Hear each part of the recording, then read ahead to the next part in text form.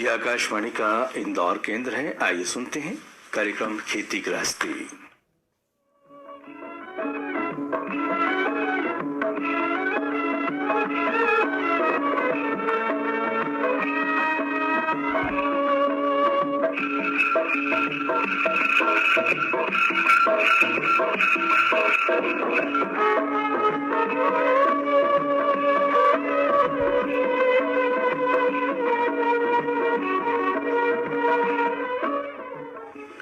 खेती गृहस्थी कार्यक्रम सुनने वाला सगला किसान भाई बहनों के स्मिता की राम राम। भाई बहनों, अपन अपना कार्यक्रम का पहले तो शुरू करा जी का पहला जानी ला कि आज अपन कई कई सुनने वाला हाँ। तो सबसे पहला तो अपन करांगा आज बातचीत, फिर तुम्हारे जी को हमेशा इंतजार रहे सुनांगा लोकगीत, और उका बादे जब जानकारी की बखत आई तो अपन एक सुनांगा भेंट वार्ता जी का में रबी फसल नामे सामयिक कार्य इका बारे में बातचीत करेगा डॉक्टर जी.एस. गाठिया से तृप्ति त्रिवेदी, और उका बादे फिर अपन मनोरंजन करता चलांगा और फिर एक जानकारी सुनांगा जी का भेंट वार्ता में उन्नतिशील कृषक कपिल ईश्वर धाकड़ रियावन वाला जिला रतलाम से उनसे चर्चा करांगा और उका साथे जानांगा मंडी भाव। तो भाई बहन, और आज को कार्यक्रम सबसे पहला शुरू करते वक्त हम ध्यान करीला कि आज है 3 जनवरी का दिन। भाई बहन, और आज हम इन्हीं बात का साथेज अपना कार्यक्रम में आगे और भी नई जानकारी लेवांगा। अभी सुना ये संदेश।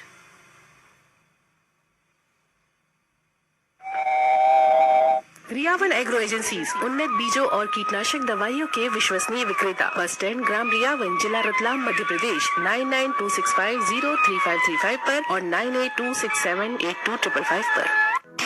अब अपन चलो आज एक उन्नतिशील कृषक कपिल ईश्वर धाकड़ रियावन जिला रतलाम से जाना कि कैसे भी उन्नति करी रिया है और कैसे भी कृषि में नया नया नवाचार करी रिया है। तो चलो करा उनसे बातचीत।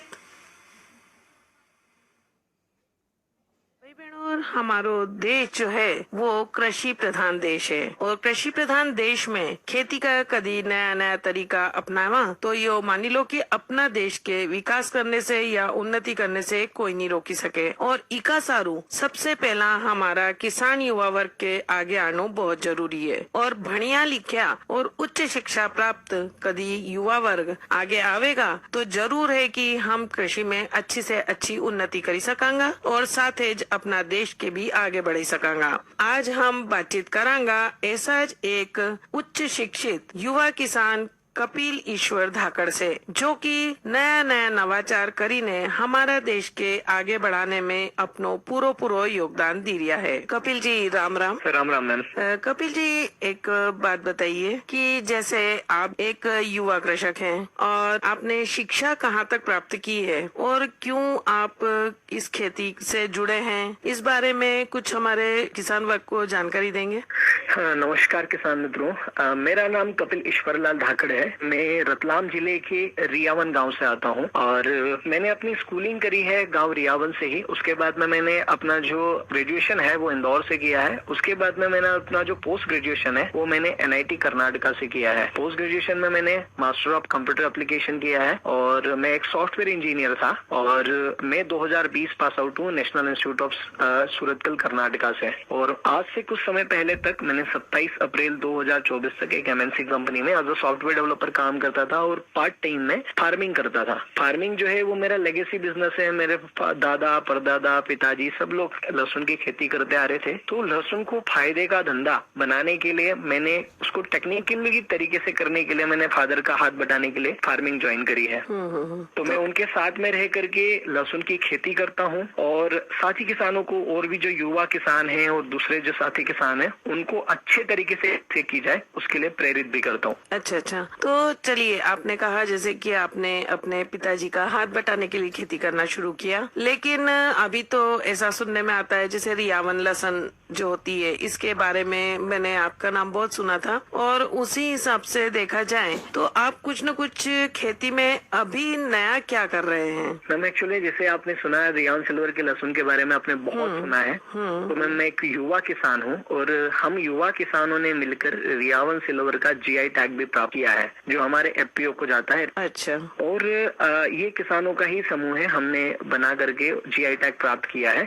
रतलाम जिले के अंदर 2 जीआई टैग है, एक नमकीन को मिला हुआ है, एक लहसुन को मिला हुआ है। लहसुन को जो जीआई टैग मिला है वो इसकी क्वालिटी के कारण मिला है। इस लहसुन के अंदर जो क्वालिटी है वो दूसरे क्षेत्र में जो दूसरी वैरायटी की जो लहसुन है उसके अंदर ये क्वालिटी नहीं है। इसके ऊपर पूरे 7 पर्दे होते हैं, कलियों का आकार बड़ा होता है, ये देसी लहसुन में से निकला हुआ लहसुन है। और ये जो लहसुन है ये मेरे दादा द्वारा डेवलप की गई वैरायटी है। अच्छा, ये तो बहुत ही अच्छी बात है। तो इसमें भी आप कुछ अब और नया करने जा रहे हैं क्या? हाँ जी मम्मी, ये जो मेरे दादाजी द्वारा जो डेवलप वैरायटी है इसको मैं और नए मुकाम तक पहुंचाने का प्रयास कर रहा हूँ। इस वैरायटी को किसान की वैरायटी के रूप में बहुत जल्दी मान्यता प्राप्त हो जाएगी। अभी ये जो वैरायटी है ये मल्टी लोकेशन ट्रायल में पूरे इंडिया में अलग अलग centre onion garlic research centre पे ये ट्रायल में है और काफी अच्छा अभी तक इसने परफॉर्म किया है।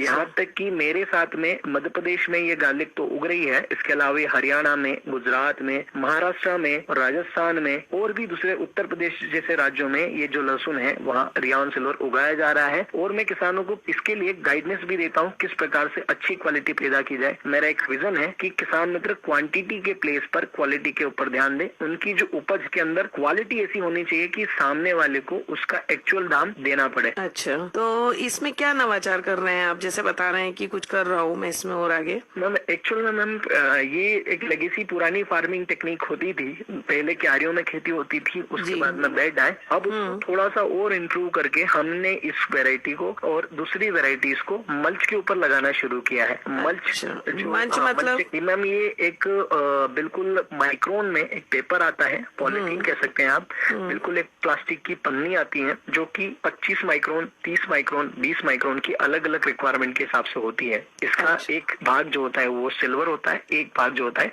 वो ब्लैक होता है। और मैम इसमें ड्रिप के माध्यम से पानी लगता है। मतलब पानी की, अगर आपके पास पानी की शॉर्टेज है, पानी कम है, लिमिटेड पानी है, तो आप मल्चिंग का प्रयोग करके अपनी खेती जो है उसको कर सकते हैं। और मैम अगर हम इसको लगाते हैं तो क्वालिटी में भी इम्प्रूवमेंट आता है, क्योंकि हम जो भी यहाँ पर न्यूट्रिशन देते हैं, अभी न्यूट्रिशन आप देख रहे हैं ट्रेडिशनल न्यूट्रिशन में अलग अलग प्रकार के न्यूट्रिशन आते थे, ब्रॉडकास्टिंग अपन करते थे, एनपीके हो गया, डीएपी हो गया। मैम उसका जमाना धीरे धीरे जो है पास ऑन होता जा रहा है। ठीक है, अभी जमाना वाटर सॉल्युबल का है। आपको कम न्यूट्रिशन देना है, न्यूट्रिशन सीधा पानी से होते हुए पानी के अंदर घुलनशील है, वो जाएगा सीधा आपके पौधे के ऊपर। तो मैम इसमें एक तो अपना पानी कम लग रहा है, उसके बाद में क्वालिटी में इम्प्रूवमेंट आ रहा है। और जो अभी एक समस्या ये आ रही है मैम कि अभी खरपतवार के लिए मजदूर बहुत ज्यादा लग रहे हैं और आजकल काम कोई करना चाहता नहीं है। ठीक है, लेबर महंगी होती जा रही है, तो उसको कंट्रोल करने के लिए खरपतवार हमारे खेतों के अंदर ना उगे, तो उसके लिए मल्चिंग का प्रयोग बहुत ज्यादा अभी कारगर हो रहा है। तो मल्चिंग हमने प्रयोग करी है। तो आपको क्या लगता है, मतलब इससे आप एकाध फसल ली है या अभी शुरुआत की है आपने? मैम अभी शुरुआत करी है। मेरे से भी पहले कोई फार्मर्स हैं, मेरे पास के गांव के फार्मर्स हैं, उन्होंने पिछले 5-6 सालों से वो खेती करते आ रहे हैं और उसमें बहुत ज्यादा अच्छी क्वालिटी वो पैदा कर रहे हैं। मार्केट में अच्छा दाम भी उनको मिल रहा है। और जिन लोगों के पास में कम पानी है, अब हर व्यक्ति के पास में तो पर्याप्त पानी होता नहीं है, तो लहसुन की फसल जो है वो 120 दिन से लेकर के 150 दिन तक की होती है। और मार्च अप्रैल में तो समस्या आ ही जाती है पानी की, नॉर्मल सी बात। सही तो जो बहुत ऐसे ट्यूबवेल्स होते हैं, ऐसे कुएं हैं जो फरवरी में उनके अंदर पानी खत्म हो जाता है। तो वैसी कंडीशन में अगर आपके पास कम पानी है तो आप ये मल्चिंग वाली जो टेक्निक है अपना सकते हैं। अच्छा, तो इसमें क्या क्या जरूरतें लगती हैं आपको, मतलब मल्चिंग वाली खेती करने में? तो जो और वो कहाँ से आप पूरी करते हैं? तो एक्चुअल में मल्च वाली खेती में एक मल्चर लगता है। सबसे पहले इसको बिछाने, आप मैन्युअली भी बिछा सकते हैं। मैं आपको बेसिक चीजों से बताऊं तो इसके अंदर ड्रिप लगती है। ड्रिप अलग अलग प्रकार की हो सकती है। ड्रिपर वाली ड्रिप भी आती है जो कड़क वाली होती है, जो लंबे समय के लिए यूज हो सकती है। आपको यहाँ पर एक ड्रिप का बंडल लगता है और एक फ्लेक्स पाइप लगता है, नल लगते हैं, रबर लगते हैं और अपना एक फिल्टर लगता है। ये सारी चीजें लगती हैं। और एक इन सबको बिछाने के लिए एक मल्चर लगता है जो कि बेड बेड बनाता जाता है और मल्च बिछाता जाता है पीछे पीछे। हाँ, तो ये सारी रिक्वायरमेंट रहती है इसमें। और फिर उसके आगे का क्या प्रोसेस रहता है? मैम शुरुआत में मल्चर से मल्चिंग बिछा दी जाती है। उसके बाद में क्या होता है कि गार्लिक अपने को लगाना है तो एक बार में बेड गीले कर दिए जाते हैं। बेड गीले होने के बाद में खेत जो हमारा पानी उसमें चले जाता है, मतलब हमारी जो मिट्टी है वो सॉफ्ट हो जाती है। उसके बाद में उसके अंदर प्लांटेशन होता है। अच्छा। तो जो आजकल दो प्रकार की मल्च आ रही है, एक प्री होल्ड आती है, पहले से होल किए जाते हैं, एक मल्चर के पीछे ही आप कस्टमाइज होल कर सकते हैं। अच्छा। वो जो होल होते हैं उस मल्च के अंदर वहां पर एक एक कली लहसुन लगाई जाती है। जो कली लगती है वहीं से प्रोपोगेट होकर जर्मिनेट होकर के बाहर आती है और दूरी उसमें हम अच्छी मेंटेन कर पाते हैं। तो ये इसकी प्रोसेस होती है। उसके बाद में जितना भी फर्टिगेशन लगता है मैम, वो क्या होता है, पानी में घोल करके हमें पंप करना होता है। चाहे तो आप वेंचुरी का प्रयोग करें, चाहे तो आप किसी जो अपना स्प्रे पंप होता है उससे कनेक्ट करके आप अपना न्यूट्रिशन दे सकते हैं। न्यूट्रिशन में सारे इसमें लगते हैं। आपको नॉर्मल इसके अंदर मैम एनपीके भी लगेगा, सेकेंड न्यूट्रिएंट में आपको कैल्शियम, मैग्नीशियम और सल्फर भी लगेगा। अच्छा। इसके अलावा दोस्त इसमें आपको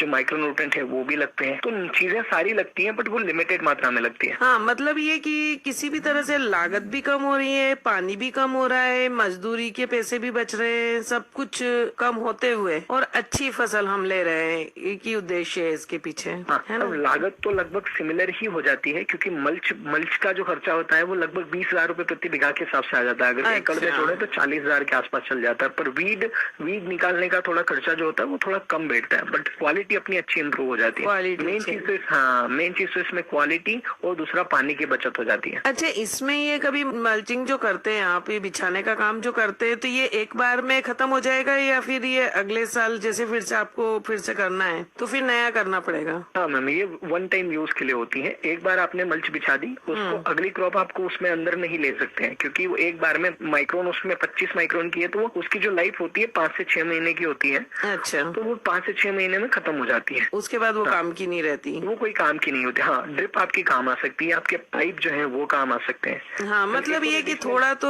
कुछ चीजें उसकी बाद में उपयोग कर सकते हैं, बाकी आप कुछ चीजें कर सकते हैं। केवल पेपर जो बनता है ना मल्च पेपर, वो काम नहीं आता। अच्छा। एक और इसका एडिशनल फायदा ये है कि हमारा जो खेत है, जैसे कि अब खेत है उसके अंदर सेम फसल बार बार लेते हैं। लहसुन एक ऐसी फसल है जो बहुत ज्यादा न्यूट्रिशन लेती है। हाँ। ठीक है, तो न्यूट्रिशन बार बार ले लेकर क्या हो जाए, हमारी जमीन कमजोर हो जाती है। तो इसमें क्या होता है कि बेड जो निकलते हैं, जो बेड निकलते हैं लहसुन के, उसके बीच में गैप छूटती है। तो उसमें क्या होता है, आधा खेत अपना काम करता है, आधा खेत आराम करता है। मतलब अच्छा। बीच वाली जो जगह छूट रही है ना, 1 आध फीट की जो जगह छूटती है, वहाँ की मिट्टी आराम करती है। वो अगले साल के लिए हमारे लिए रिसोर्स जो है, मिट्टी बहुत अच्छा नेचुरल रिसोर्स है। इसका जितना आप दोहन करेंगे उतना ये कमजोर होती जाएगी। तो ऑर्गेनिक कार्बन कम होता जा रहा है जमीनों में, तो उतनी जो उर्वरा क्षमता पहले थी वो अब नहीं है। तो मैम आधा खेत अपना काम करेगा, आधा खेत अपने लिए आराम करेगा। अच्छा, तो आप मतलब ये मैं पूछना चाहूंगी कि जैसे हमारे जो किसान वर्ग अभी ये सुन रहे होंगे आपकी बात, तो उसमें वो सुनकर अगर वो चाहें करना तो उनको करने में आप यही कहेंगे कि इससे कुछ फायदे ही होंगे? मतलब आप उनको करने के लिए प्रोत्साहित करेंगे कि मल्चिंग की खेती की जाए मल्चिंग से? बिल्कुल मैम, कोई भी किसान करना चाहे तो कर सकता है। बहुत ज्यादा ये नहीं खर्चीला भी नहीं है और बहुत आसान है। शुरुआत में हमें अब वो होता है मैम, शुरुआत में हमें एक बार मेहनत कर लो और पूरा 4 महीने आप आराम से बैठो। या फिर शुरुआत में कम मेहनत करो, बाद में आप 4 महीने काम करो, वैसा सिस्टम है। इसके अंदर मैम पानी भी बहुत कम लगता है। 20-20, 25-25 दिन में पानी लगता है। 7 पानी में आपकी लहसुन पक जाती है। नॉर्मल अपन 10-12 पानी लहसुन लेती है। अच्छा, तो क्या इसमें कोई और भी उपज ले सकते हैं क्या? ये वाली खेती मतलब दूसरे में भी कारगर हो सकती है? आपने इसको करके देखा या सोचा ऐसा कुछ कि आगे करके देखेंगे?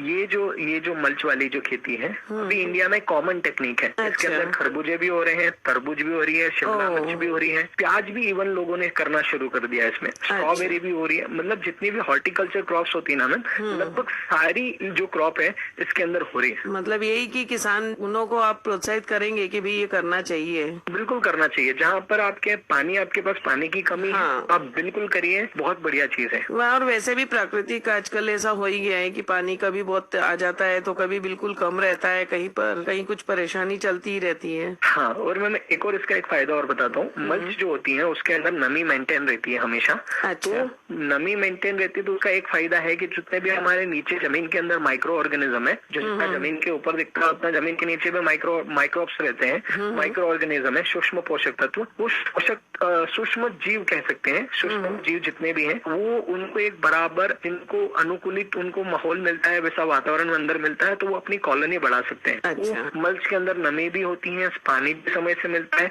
तो माइक्रोब्स की जो एक्टिविटी बहुत अच्छे से होती है, इसलिए मल्च में कंपैरिजन में ज्यादा अच्छी उपज आती है, ज्यादा अच्छा उत्पादन आता है, सारी चीजें होती है। बहुत ही बढ़िया कपिल जी, आपने इतनी अच्छी जानकारी हमारे कृषक वर्ग को दी है कि जरूर से मतलब हमारा कृषक वर्ग जो एक पारंपरिक खेती करता चला आ रहा है उससे हट के कुछ करना चाहेगा और कम पानी में, और आपने जैसे कई चीजें बताई है कि जिससे फायदा होगा उनको मल्चिंग से, तो जरूर से ये प्रोत्साहित होंगे और मुझे लगता है कि इससे और ज्यादा लाभ ले सकेंगे और हमारे देश को आगे बढ़ाने में जो सपोर्ट आप लोग कर रहे हैं वो बराबर उसको उन्नति भी करेगा देश की और आप लोग आगे भी लाएंगे। बहुत बहुत धन्यवाद कपिल जी आपका। Thank you ma'am, thank you.